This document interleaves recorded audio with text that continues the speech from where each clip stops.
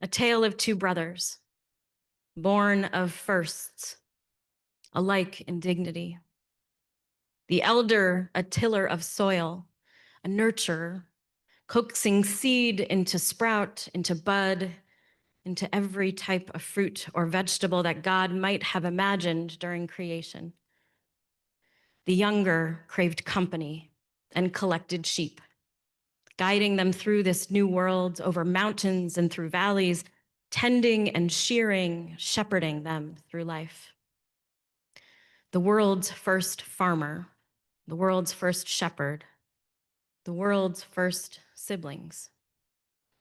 When the time came to offer gratitude to their creator, the elder quickly gathered the produce on the ground before him, a hodgepodge of the fruits of the earth. But the younger carefully scanned each sheep in his sizable flock, inspecting each with precision, seeking the most beautiful and unblemished to offer to God. And God saw not only the gifts, but the intention and thought behind them. And God paid heed to the younger and respected the younger for his choices. The younger brother beamed with pride. The joy of earning God's respect and attention shone brightly in his clear eyes. He had done good, chosen correctly, pleased his maker. But alas, the older brother was lost, bereft, his eyes and mouth fallen with regret and frustration. Why had he not thought to do the same? A profound sting of shame rested uncomfortably on his shoulders, a terrible weight, slowing his steps, clouding his brain as tremors from deep within racked his body.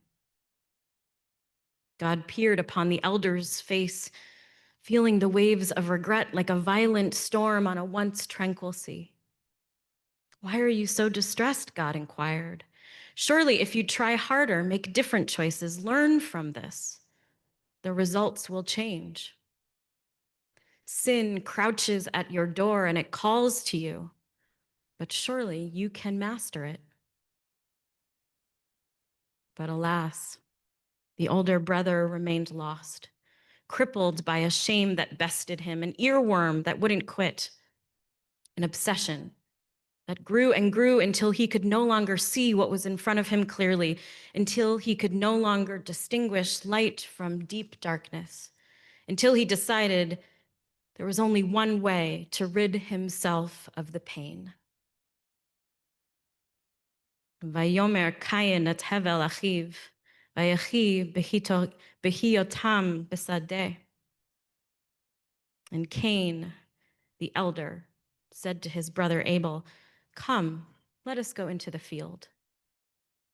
Vayakam Cain et Hevel achiv, vayahargehu. Cain, the elder, then rose up against his brother Abel and killed him. Sin crouches at your door and it calls to you, but surely you can master it. Surely. God returns to Cain and asks, "Where is your brother Abel?" We know his answer. "I do not know," he says. "Am I my brother's keeper?" The words of a petulant child or terrified man.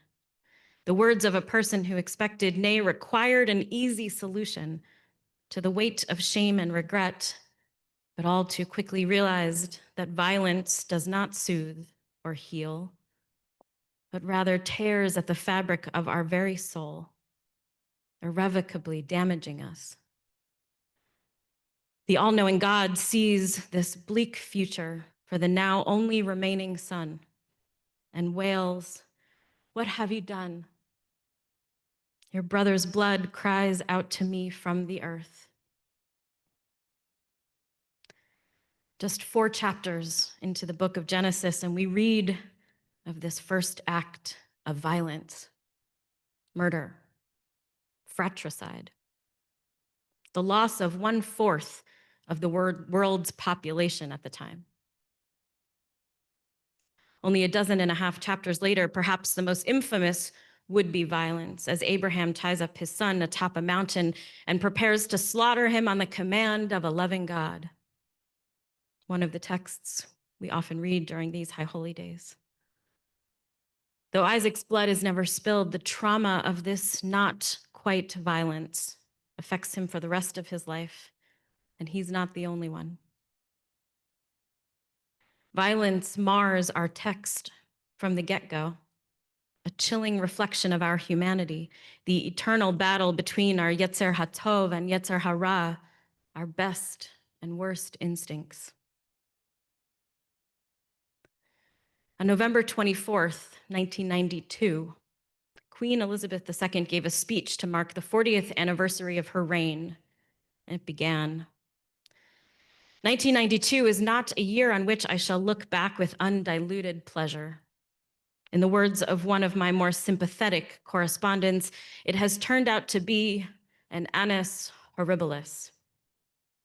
I suspect that I am not alone in thinking so. Indeed, I suspect there are very few people or institutions unaffected by these last months of worldwide turmoil and uncertainty.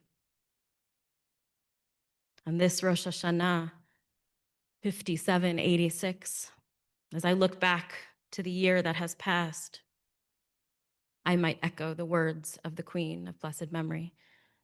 This too has been a difficult year, one of turmoil and uncertainty. Very few people or institutions have been unaffected. It has been a year marked by violence.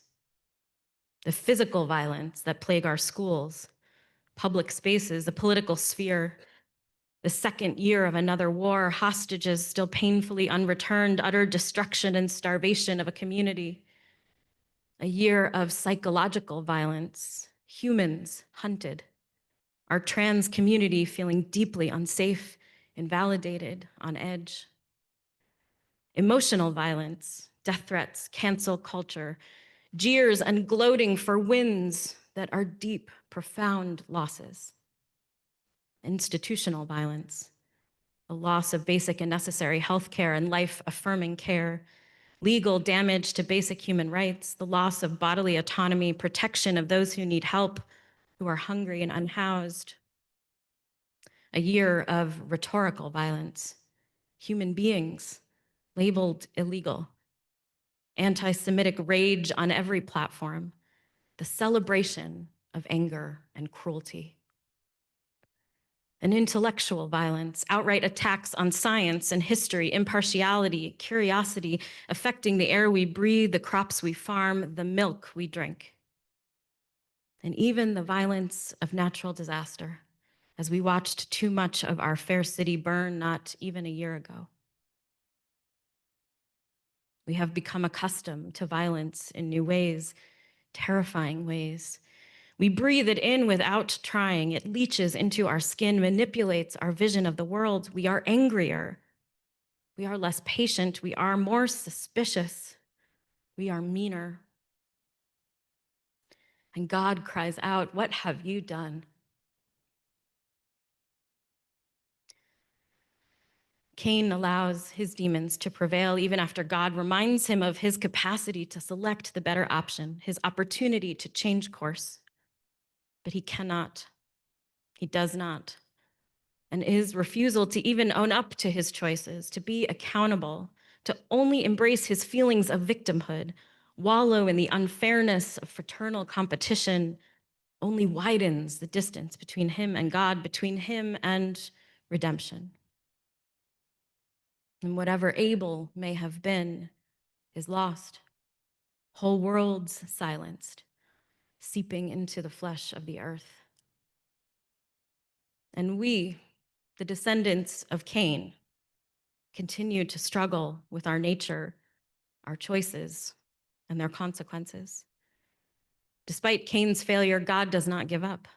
God persists in offering Cain opportunity after opportunity to recognize his transgressions, to turn from them, to offer teshuvah, repentance. Heart-wrenchingly, Cain fails each time to act on those opportunities. And still God is undeterred, and we are privy not just to the God of judgment, but to the God of mercy, a God who believes even our good as the worst is witnessed.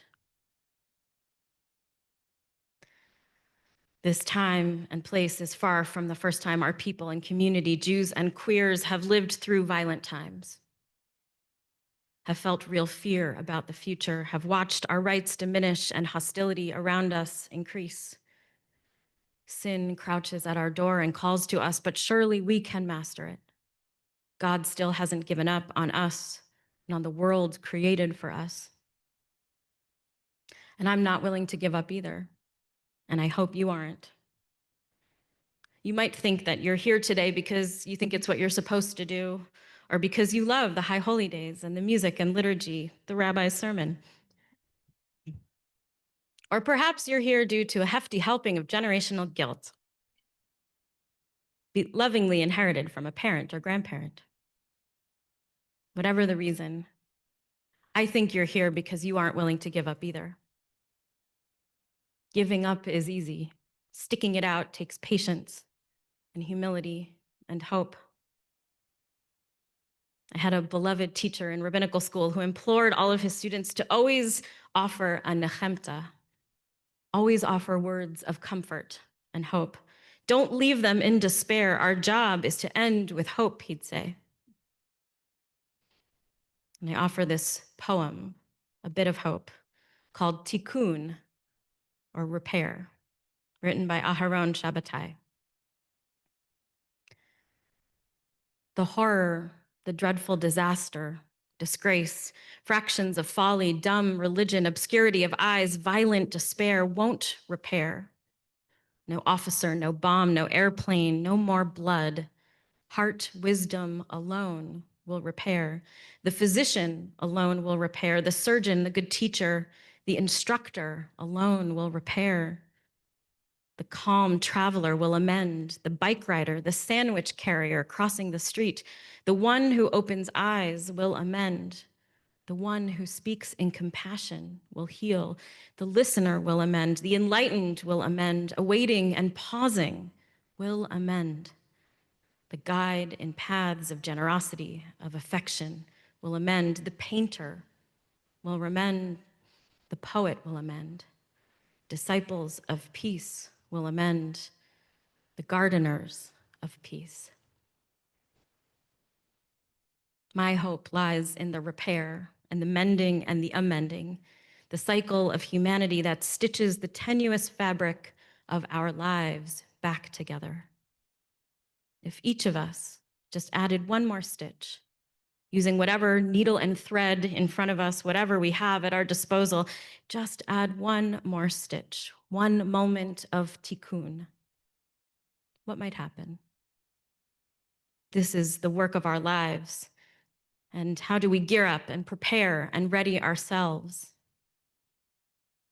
We create and grow our integrity and empathy. We rely on our community and create new habits that replace the doom scrolling or the echo chambers. New habits that remind us that God hasn't given up and we cannot either. The Talmud teaches that we should say 100 blessings a day. We could see this as a mandate, as legalistic and even oppressive. Or we could see it as an invitation to engage in ongoing gratitude, to raise up the interconnectivity and the abundance that undergirds our daily lives, especially when our days are filled with challenge. 100 blessings a day. Oh, how that could fill our lives with hope. Looking around, I would say there's about 100 of us here today, give or take. So why don't we start together? Let us each offer just one single blessing, a single reflection of gratitude, a single breath of hope or belief in ourselves. And let us begin this new year not wounded and angry, fearful and hopeless, but rather able to articulate, to feel, to be blessing. Gardeners of peace, reapers of joy, masters of hope, revelers in God's faith in us. So on 3, say a blessing out loud. And let this be the first 100 blessings of our year. Ready? 1, 2, 3.